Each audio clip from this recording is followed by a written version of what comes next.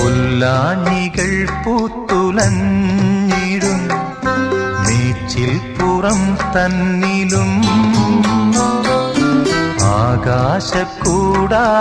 ആകാശക്കൂടാരക്കീഴിലെ ആശാമരച്ചോട്ടിലും